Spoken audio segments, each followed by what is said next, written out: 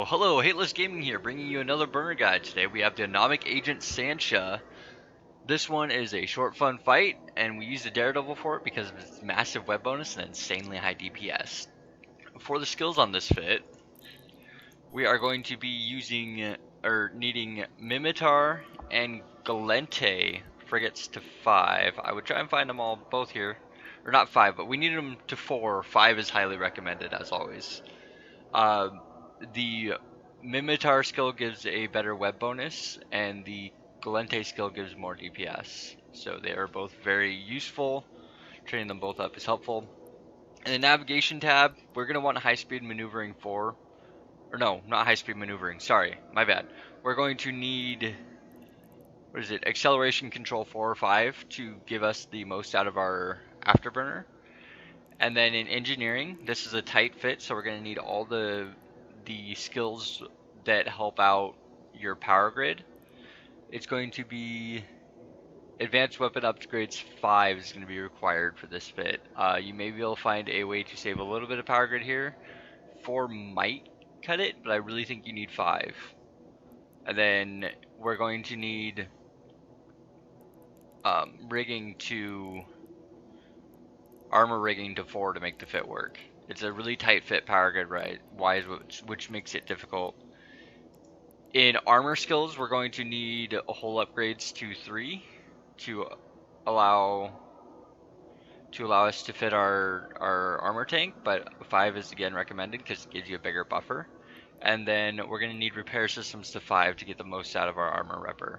In gunnery, we're going to need T2 guns for smalls, so we're going to need small, small blaster specialization 3 or 4. And then all the support skills to 4. That is pretty much a requirement because we need to have the range and do our DPS. For rigging, we're going to need armor rigging 4. That'll give us the CPU, or not the CPU, but the last little bit of power grid that we need to make the fit work. And then in engineering, once again, sorry we loop back, but we need thermodynamics to 5, or 4 or 5. Being 4, you can get away with it, but 5 is extremely helpful. In case you make a mistake, you'll have more heat to work with. For the fitting, we have 2 Neutron blasters in our high slots. Again, we're using the Daredevil. We have 2 Neutron blasters in the high slots. We got a Coreli A-type 1mm micro warp, or Afterburner. We have to use an Afterburner because he scrams, and we use the 1mm for its higher velocity, because we also get webbed and we have to keep up with him. We use a Federation Navy Stasis Webifier. This is really important because of the 14 kilometer range. With overheat, we get 18 kilometers, and he likes to orbit around 16, so you need a Fed Navy or better. And in this case, Fed Navy is the cheapest, so that's what we went with. And then the small Electrochem Cap Booster with Navy Cap Booster 400s is extremely useful because we do run out of cap, and this allows us to be cap positive. Even if you don't have the best cap skills, you'll be fine running this. And in the lows, we have 2 magnetic field stabilizers. If you're not feeling safe, you can switch a mag stab for something that helps your armor tank. You can do a damage control or something. We have a Corpus A-type EM hardener. You want equal or better on this. And then a Centii A-type small armor repper. Again, equal or better, you're looking for the rep rate. We don't care so much about cap because we have the cap booster 400s and we're plus 9 cap. It doesn't matter. You can fit the best repper you can use.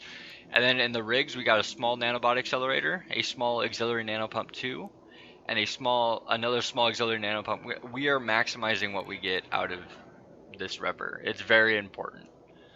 So for the fight itself, before we go into the room, we are going to overheat our web.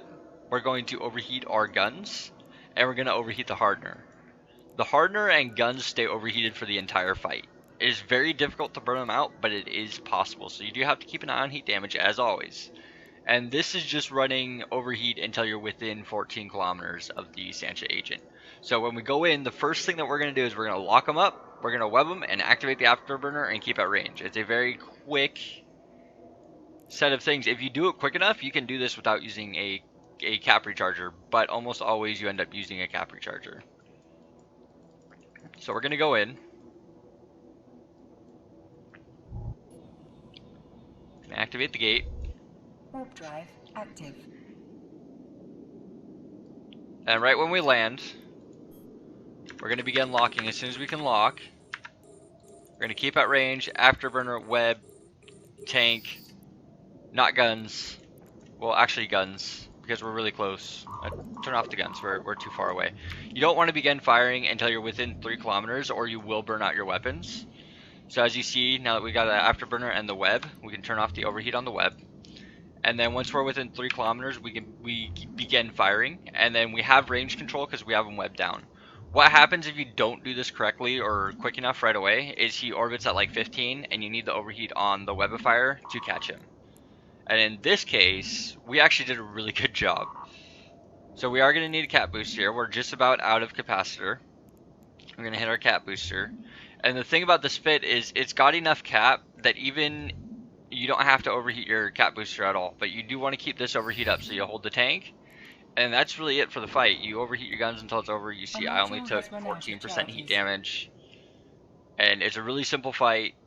It's really easy. The fittings here, again, linked in the description. If you like these videos, like and subscribe. Tell me comments. If you don't like them, give me a thumbs down and tell me why. I will do my best to improve it. Everybody fly safe and have a good day.